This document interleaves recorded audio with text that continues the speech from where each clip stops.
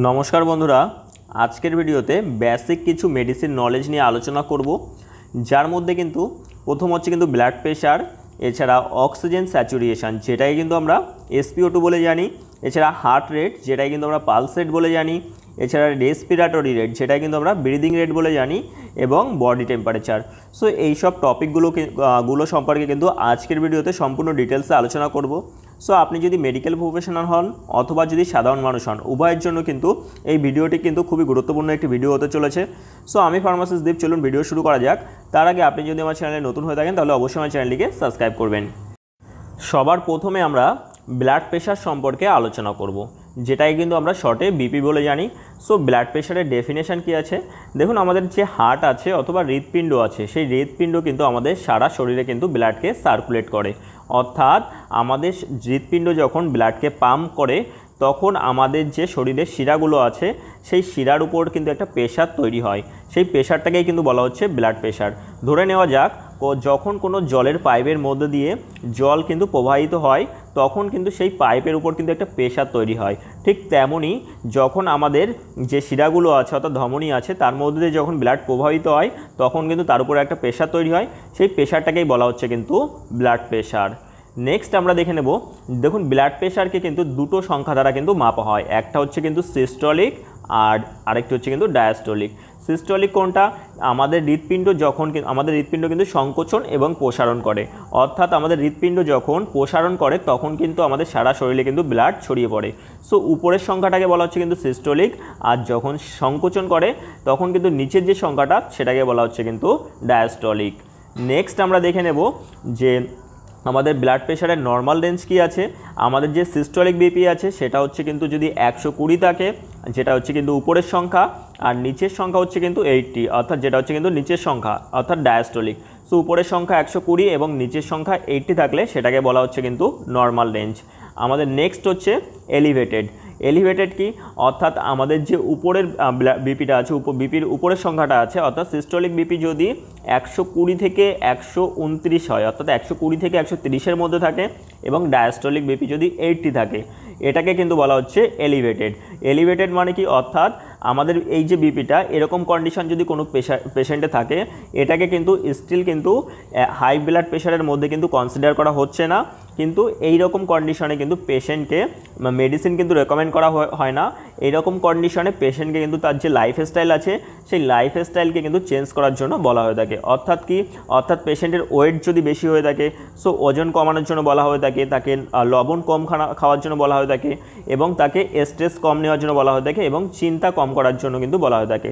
So মোদ্দা কথা তাকে তার লাইফস্টাইল চেঞ্জ করার জন্য কিন্তু পরামর্শ দেওয়া হয়ে থাকে। আমাদের নেক্সট হচ্ছে হাইপারটেনশন স্টেজ অন।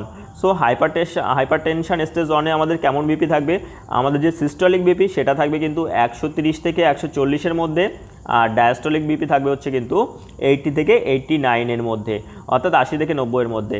সো এইরকম কন্ডিশন হলে কিন্তু এটাকে বলা হচ্ছে কিন্তু হাইপারটেনশন স্টেজ অন তখন কিন্তু আমাদের মেডিসিন কিন্তু স্টার্ট করতে হয়। নেক্সট হচ্ছে আমাদের হাইপারটেনশন স্টেজ 2 যেটা হচ্ছে কিন্তু রেড জোন যেটাকে কিন্তু আমাদের সিস্টোলিক বিপি যেখানে থাকবে কিন্তু 140 অথবা 140 অথবা তার থেকে বেশি আর ডায়াস্টোলিক বিপি 90 অথবা 90 এর বেশি এরকম থাকলে সেটাকে বলা হচ্ছে কিন্তু হাইপারটেনশন স্টেজ 2। আর আমাদের 3 নাম্বার হচ্ছে কিন্তু ক্রাইসিস অর্থাৎ এরকম কন্ডিশনে কিন্তু পেশেন্টকে এমার্জেন্সি কন্ডিশন হয়ে যায় যেখানে পেশেন্টের সিস্টোলিক বিপি অর্থাৎ উপরের বিপি কিন্তু 180-র উপরে থাকে এবং ডায়াস্টোলিক বিপি কিন্তু 120-র উপরে থাকে। যদি কোনো পেশেন্টের এরকম কন্ডিশন হয় তখন কিন্তু তাকে খুবই তাড়াতাড়ি কিন্তু হসপিটালে নিয়ে যেতে হয়।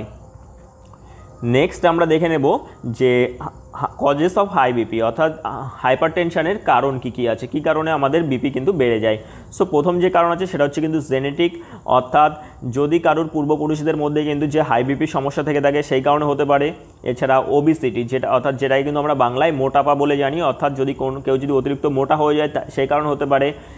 এছাড়া হাই সল্ট ইনটেক অর্থাৎ যদি কেউ লবণ যদি অতিরিক্ত পরিমাণে গ্রহণ করে সেই কারণে হতে পারে। স্ট্রেস অর্থাৎ চিন্তার কারণে এছাড়া যদি কারোর কিডনির সমস্যা থাকে তার জন্য কিন্তু হতে পারে।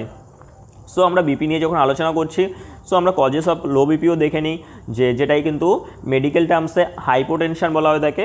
যদি হাই বিপিকে বলা হয়ে থাকে কিন্তু হাইপারটেনশন আর লো বিপিকে বলা হয়ে থাকে কিন্তু হাইপোটেনশন। সো লো বিপির কী কারণে লো বিপি হতে পারে? প্রথম যে কারণ আছে সেটা হচ্ছে কিন্তু ডিহাইড্রেশন, এছাড়া ব্লাড লস, অর্থাৎ কোনো কারণে যদি অ্যাক্সিডেন্টের কারণে যদি আমাদের শরীর থেকে যদি রক্ত যদি কমে যায় সে কারণে, এছাড়া হার্ট ডিজিজের কারণে, এছাড়া কিছু মেডিকেশান আছে সেগুলো নেওয়ার ফলেও কিন্তু আমাদের লো বিপি হতে পারে। নেক্সট আমরা দেখে নেব যে হাই বিপির সিমটমস কী আছে, আমরা কি করে বুঝবো যে আমাদের হাই বিপি হয়েছে।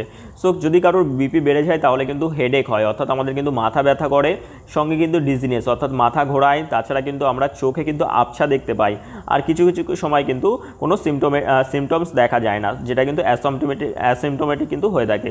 সো এছাড়াও আমি আরও কিছু কারণ বলে দিচ্ছি। হাই বিপি হলে কিন্তু পেশেন্টের মধ্যে কিন্তু যে আমাদের পিঠের পিছন দিকে কিন্তু প্রচণ্ড পরিমাণে কিন্তু ব্যথা করে, পিঠের পিছন দিকে, তার সঙ্গে কিন্তু প্রচুর পরিমাণে ঘাম হয়। যদি অতিরিক্ত পরিমাণে বিপি বেড়ে যায় তাহলে কিন্তু প্রচুর পরিমাণে ঘাম হয় এবং পিঠের পিছনের দিকে ব্যথা করে।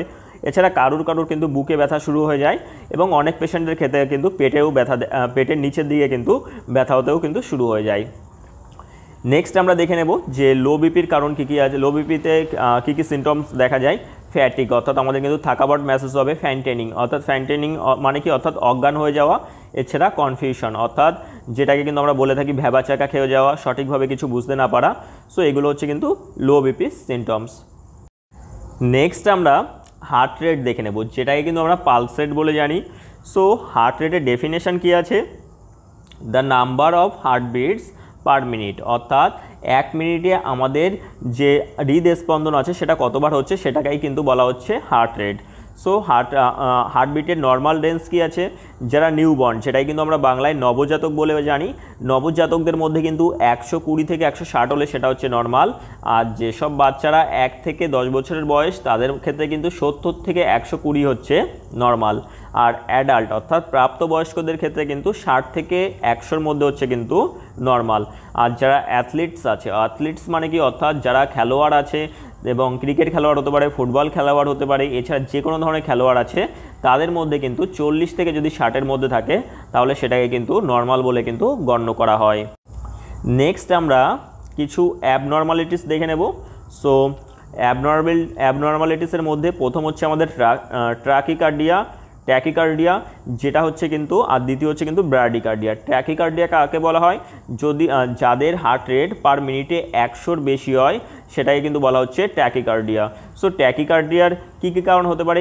স্ট্রেসের কারণে হতে পারে, এছাড়া ফিভার, এছাড়া যদি কোনো ইনফেকশান থাকে শরীরে তার কারণে হতে পারে, এছাড়া অ্যানিমিয়া অর্থাৎ যাদের মধ্যে কিন্তু রক্তের কমি আছে সে কারণে হতে পারে, এছাড়া যদি কারোর হার্টের সমস্যা থাকে সে কারণে কিন্তু ট্যাকিকার্ডিয়া হতে পারে, অর্থাৎ পার মিনিটে কিন্তু 100-র বেশি কিন্তু হৃদস্পন্দন হতে পারে। আর দ্বিতীয় হচ্ছে ব্র্যাডিকার্ডিয়া, অর্থাৎ ব্র্যাডিকার্ডিয়া হচ্ছে কিন্তু, অর্থাৎ 1 মিনিটে যদি 60 বারের কম হয় হৃদস্পন্দন সেটাই কিন্তু ব্র্যাডিকার্ডিয়া বলা হচ্ছে। অ্যাথলিটসদের মধ্যে কিন্তু ব্র্যাডিকার্ডিয়া থাকে, সেটা কিন্তু নর্মাল। আর যদি কোনো পেশেন্টের যদি হাইপোথাইরয়েডিজম অর্থাৎ থাইরয়েড যদি কম থাকে তার জন্য কিন্তু ব্র্যাডিকার্ডিয়া হতে পারে। এছাড়া মেডিকেশানের কারণে, কিছু কিছু ওষুধের কারণে কিন্তু ব্র্যাডিকার্ডিয়া দেখা দিতে পারে। সো আমরা কিভাবে হার্ট রেট চেক করতে পারি, পালস রেট চেক করতে পারি? আমাদের যে রিস্ট আছে, অর্থাৎ আমাদের যে বাহু আছে, সেই বাহুতে কিন্তু রেডিয়াল আর্টারি থাকে, অর্থাৎ রেডিয়াল শিরা থাকে। সেই রেডিয়াল শিরার উপর কিন্তু আমরা হাত রেখে সেটাকে আঙুল রেখে কিন্তু সেটাকে 30 সেকেন্ড পর্যন্ত কিন্তু কাউন্ট করতে পারি, এবং তারপরে কিন্তু সেটা ডবল করে নিয়ে কিন্তু আমরা সেটা চেক করতে পারি। এছাড়া আমাদের গলায় কিন্তু ক্যারোটিড আর্টারি থাকে, অর্থাৎ ক্যারোটিড শিরা থাকে, সেই শিরার উপরেও কিন্তু আমরা আঙুল রেখে কিন্তু আমরা যে আমাদের হার্ট রেট আছে, হৃদস্পন্দন আছে, সেটাই কিন্তু আমরা কাউন্ট করতে পারি। নেক্সট আমরা দেখে নেব যে SpO2 অর্থাৎ অক্সিজেন স্যাচুরেশন।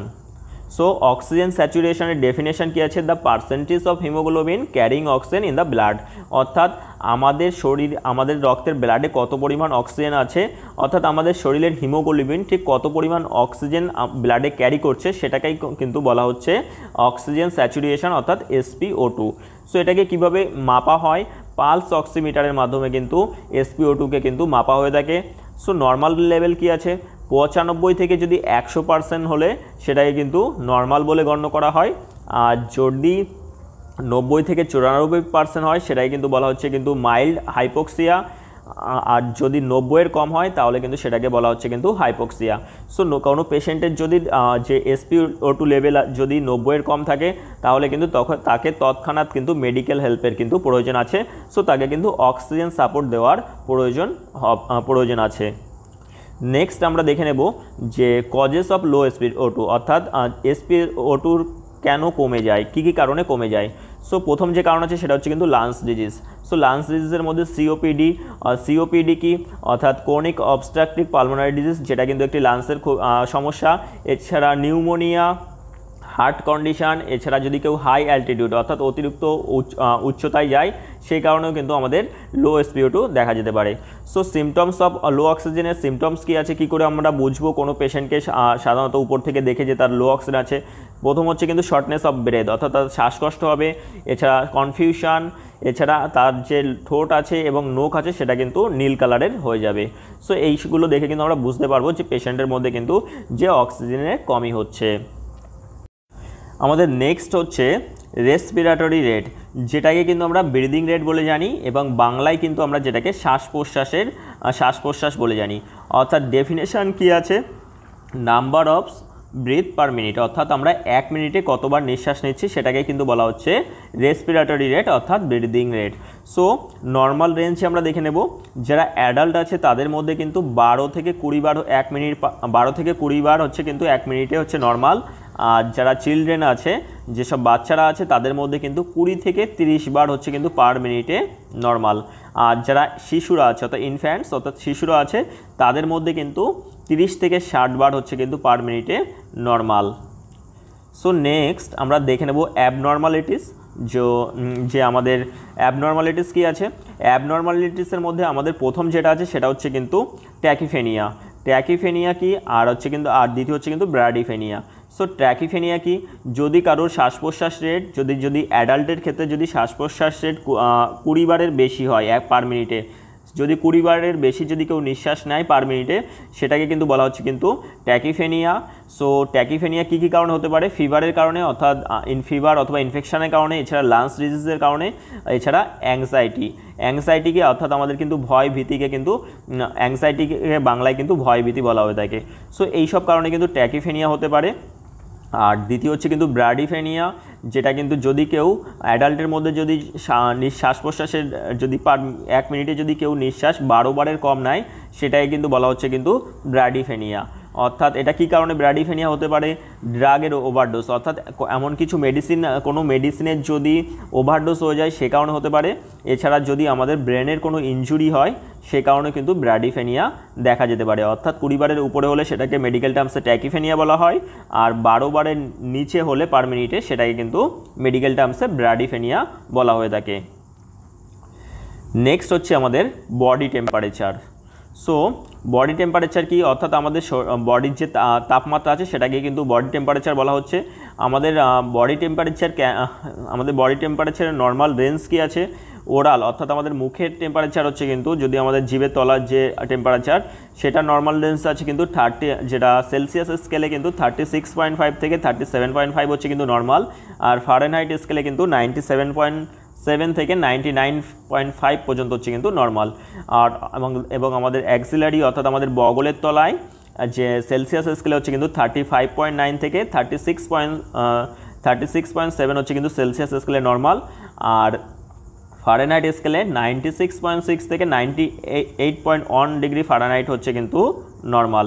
অর্থাৎ রেকটাল অথবা এয়ার অর্থাৎ রেকটাল এবং অর্থাৎ আমাদের কানে অথবা আমাদের মলদার। সো যেসব শিশুরা আছে শিশুদের মধ্যে কিন্তু অনেক সময় অনেক ডিজিজের কারণে কিন্তু রেকটালের টেম্পারেচার নেওয়া হয়ে থাকে। সো রেকটাল অথবা এয়ারের টেম্পারেচার হচ্ছে কিন্তু যদি সেলসিয়াস স্কেলে মাপা হয় তাহলে 37 থেকে 38 হচ্ছে কিন্তু 38.1 হচ্ছে কিন্তু নর্মাল। আর 98.6 থেকে 100.5 ফারেনহাইট স্কেলে কিন্তু নর্মাল। সো বাচ্চাদের মধ্যে রেকটালের টেম্পারেচার কেন নেওয়া হয়, কারণ রেকটালের যে টেম্পারেচার আছে সেটা কিন্তু অনেক বেশি অ্যাকুরেট আছে, দ্যাটস ওয়াই কিন্তু রেকটালের টেম্পারেচার কিন্তু শিশুদের মধ্যে অনেক সময় নেওয়া হয়ে থাকে। নেক্সট আমরা দেখে নেব যে ফিভার দেখে নেব যে কখন ফিভার। সো ফিভারের মধ্যে হচ্ছে কিন্তু লো গ্রেড ফিভার কাকে বলা হয়, যদি 37.5 থেকে 38.3 ডিগ্রি সেলসিয়াস থাকে এবং ফারেনহাইট স্কেলে 99.5 থেকে 100.9 ডিগ্রি ফারেনহাইট থাকে সেটাকে কিন্তু লো গ্রেড ফিভার বলা হচ্ছে। আর হাই ফিভার কাকে বলা হচ্ছে, যদি সেলসিয়াস স্কেলে 38.3 উপরে এবং ফারেনহাইট স্কেলে 100.9 ডিগ্রির উপরে যদি থাকে তখন কিন্তু সেটাকে হাই ফিভার বলা হচ্ছে।